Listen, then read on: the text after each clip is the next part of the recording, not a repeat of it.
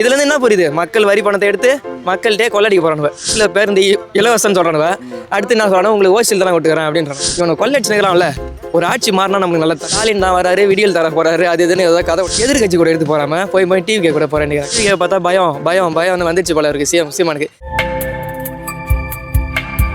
Music செலெக்ஷனில் யார் ஆட்சி வந்தால் நல்லாயிருக்கும்?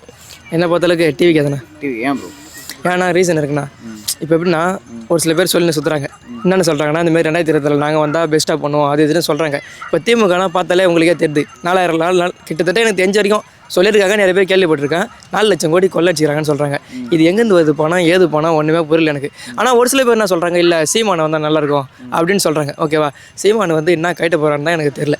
ஏன்னா பார்த்தீங்கன்னா சீமான் என்ன பண்ணணும், எதிர்கட்சி தான் அவங்களோட எதிரியாக இருக்கணும். ஏன்னா எதிர்கட்சி தான் கொள்ளடிக்கிறாங்க, எனக்கும் தெரியுது மக்களுக்கும் தெரியுது. ஆனால் அவங்க என்ன பண்ணணும், எதிர்கட்சி கூட எடுத்து போகாமல் போய் டிவி கூட போகிறேன்னுக்கிறாங்க. டிவி கேன்றவங்க அவங்களும் ஒரு எதிர்கட்சி தான், இப்போதைக்கு ஒரு எதிர்கட்சி தான், ஆட்சியில் தான் வந்து இருக்காங்க. ஓகேண்ணா, அப்போ கொஞ்சம் யோசிச்சு பாருங்கள். சீமானை வந்தாலே என்ன பார்த்தீங்கன்னா ஃபஸ்ட்டு வந்து விஜய் என்ன சொல்லியிருந்தாரு, அவர் வந்தால் கொஞ்சம் நல்லது, இந்த மாதிரி டிஎம்கே வந்து கொஞ்சம் இது பண்ணலாம், எதிர்க்கலாம் அப்படின்னு நினச்சாங்க. பார்த்தா விஜயை பார்த்தா இதுமாரி குறை சொல்லிடுறாரு. அப்போ என்ன தோணும், டிவிகே பார்த்தா பயம் பயம் பயம் வந்து வந்துடுச்சு போல இருக்குது சீமானுக்கு. டிஎம்கே இப்போ வரைக்கும் அம்மா இருக்க வரைக்கும் நல்லா இருந்து, அதுவும் வருமானது டவுட்டு தான். ஓகேவா, நெக்ஸ்ட் பார்த்தீங்கன்னா அதானே டிவிக்கே தான் பொறுத்தளவுக்கு வரும். ஆனால் நிறைய பேர் சொல்கிறாங்க டிவிகேக்கு கொள்கையே கிடையாது, இப்படி வந்து நீங்கள் என்ன பண்ண போகிறாங்க, ஒன்றும் பண்ண போதில்ல, இவர் ரசிகர், இவர் என்ன பண்ண போகிறாரு. நான் என்ன சொல்கிறேன்னா, அவர் வந்து நல்லது பண்ணுறாரு, நல்லது பண்ணல, அது அப்புறம் இவனை கொள்ளடிச்சுக்கிறான்ல.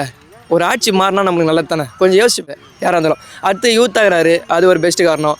மெயின் ரீசன் என்னன்னா டிஎம்கே இருக்குது, நீங்களும் பார்க்குறீங்க. கிட்டத்தட்ட ஒரு அதான் இந்த 5 வருஷம் நானும் பார்க்குறேன். ஸ்டாலின் தான் வராரு, விடியல் தர போகிறாரு, அது இதுன்னு ஏதாவது கதை விட்டாங்க. அதான் என் கண்ணால் பார்க்குறேன். இந்த பக்கம் பார்த்தா ஒரு பொண்ணு இத்தனை போய் ரேப் பண்ணுறானுவ, அந்தமாரி கேஸ்லாம் நடக்குது. விஜயோட கொள்கைன்னா கொள்கைன்னா பெண்களுக்கு ஃபஸ்ட்டு பாதுகாப்பு, இதான் விஷயமே. ஓகேவா, நெக்ஸ்ட்டு பார்த்தீங்கன்னா அதானே நெக்ஸ்ட்டு வேறு கேள்விண்ணா. இல்லை ப்ரோ, இப்போது விஜய்க்கு வந்து கொள்கை ரீதியான ஒரு புரிதல் இல்லை, அவர் டிஎம்கே எதிர்க்கல ஒரு அனுபவம் பார்த்தாது அப்படின்னு சொல்கிறாங்களா, அதை பற்றி நான் எப்படி சொல்கிறீங்கன்னா, கொள்ளையடிக்கிறதுக்கு அவங்களுக்கு அனுபவம் இருக்கும்போது நல்லது செய்யறதுக்கு வரட்டும். நான் இல்லைன்னா சொல்ல, ஆட்சி மாறினா அது போதும். இப்போதைக்கு ஏன் வந்து கற்றுக்கிட்டு கூட பண்ணிட்டோம். நான் என்ன சொல்கிறேன்னா, அவர் ஆல்ரெடி காசு வச்சுருக்காரு. ஓகேவா, இப்போ என்கிட்ட ஒரு 10 ரூபா இருக்குது. ஓகேவா, கீழே ஒரு 1 ரூபா கிடக்குது. இந்த 10 ரூபா பார்ப்பேனா, இந்த 1 ரூபா பார்ப்பேன். நான் கொஞ்சம் யோசிச்சு பாருங்கள். ஆல்ரெடி காசு வச்சுருவாரு, ஏன் வந்து கொள்ளடிக்கணும்? சரி கொள்ளையே அடிக்கிட்டோம், நான் வேணான்லாம் சொல்ல. இவன் தான் ஏற்கனவே அடிச்சிட்டான்ல, இவருக்கே இனிமேட்டு ஆட்சி ஒன்றும். உங்களுக்கே பார்த்தாலே சில பேர் இந்த இலவசம்னு சொல்கிறானுவ, அடுத்து என்ன சொல்கிறானு உங்களுக்கு ஓசியில் தானே கொட்டுக்கிறேன் அப்படின்றானு. இப்போ என்ன எலெக்ஷன் வருது, ரோடு போடுறான்னு கதை வர்றானுவ, கொடுக்குறேன்றானுவ, தீபாவளிக்கு 5000 கொடுக்க போகிறேன்றானுவ. இதுலேருந்து என்ன, மக்கள் வரி பணத்தை எடுத்து மக்கள்கிட்டே கொள்ளடிக்க போகிறானுவ. மெயின் ரீசன் நல்லா புரிஞ்சு போச்சு. மக்கள் நம்பி நம்பி நம்பி நம்பி ஏமாந்துருந்தாங்க கட்சி வரைக்கும். இந்த தடவை விட்டுட்டாங்கன்னா இன்னும் பாருங்கள், இந்த மண் மழை எல்லாத்தையும் உங்களுக்கே தெரிஞ்சு கொள்ளை அடிச்சுட்டு போயிட்டே இருக்காங்க. ஆனால் விஜய் வந்தானா நான் கன்ஃபார்ம் மாறலாம் சொல்ல மாட்டேன். நான் எப்படி கரெக்டாக சொன்னேன், கடவுளை நான் சொல்ல முடியும். வந்தால் நல்லது பண்ணுவார், எனக்கு ஒரு நம்பிக்கை இருக்குது. எப்படி அந்த நம்பிக்கை வருது? ஒரு நடிகராக இருந்தவர் ஆட்சிக்கு வந்து நல்லது பண்ணுவார், எப்படி நம்பிக்கை வருது? எப்படி சொல்லுன்னா, ஒன்று யூத்தாக இருக்காரு, வச்சுக்கிற கூட்டம் எல்லாருமே எப்படின்னா எங்கள் இளைஞர்கள் தான். உங்களுக்கே தெரியுது, இளைஞருக்கு எல்லா புரிதல் இருக்கும், மனப்பயன்மை இருக்கும், உங்களே தெரியும். இவனா அவங்க என்னன்னா இந்த வயசானவங்களை வச்சுக்கின்னு என்ன பண்ண முடியும்? அவங்க என்ன சொல்லுவாங்க, நான் வந்து பரம்பரை இவனுக்கு தான் ஓட்டு போடுவேன். எதனால் ஓட்டு போடுறேன்னு கேட்டால், இல்லைப்பா எங்கள் தாத்தன் போட்டான், எங்கள் பாட்டி போட்டான்.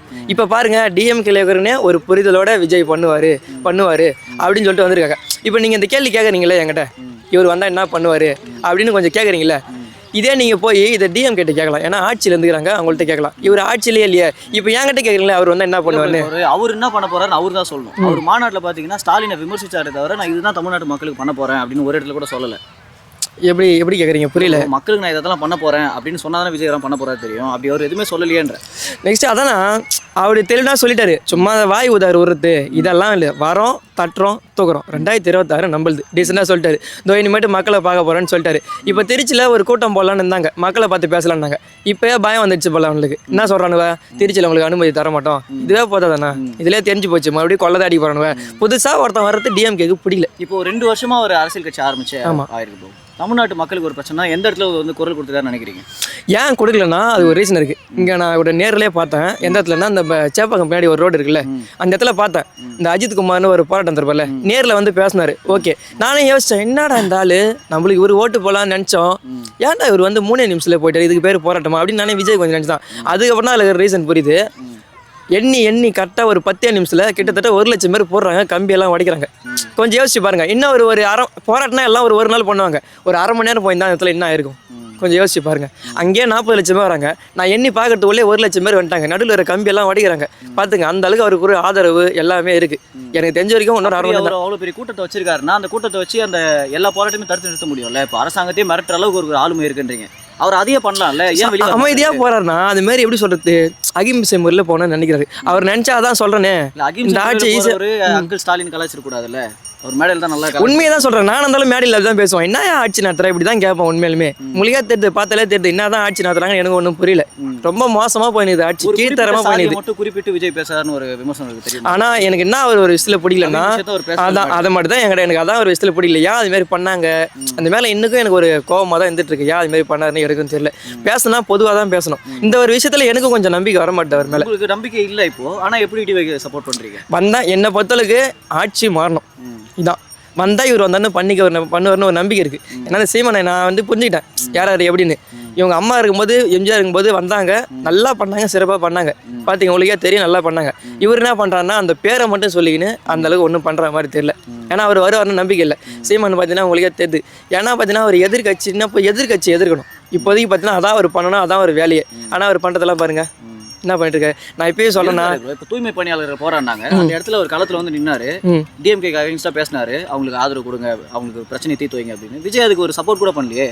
அதான் சொல்றேன், பேர் செலக்டடாக வீட்டுக்கு கூட்டு பேசியிருக்காரு, அவ்வளோதான். அது சப்போர்ட் பண்ணுறதுலேயே வராது. அதான் சொல்றேன், அவர் ஆட்சிக்கு வந்தால் தான் பண்ணுவார் எதாக இருந்தாலும். ஏன்னா இப்போ நம்ம பண்ண முடியல, அவரால் பண்ண விட மாட்டாங்க, எதுக்குமே விட மாட்டாங்க. அவ்வளோ பெரிய கூட்டத்தை வச்சிருக்காரு, ஒரு நாள்லேயே அந்த பிரச்சனையை முடிக்க முடியும்லன்ற பண்ணலாம் தான். இப்போதைக்கு அதான் வெயிட் பண்ணுறாங்க. அவங்க வெளில போட்டோம் 2026 வரட்டும்.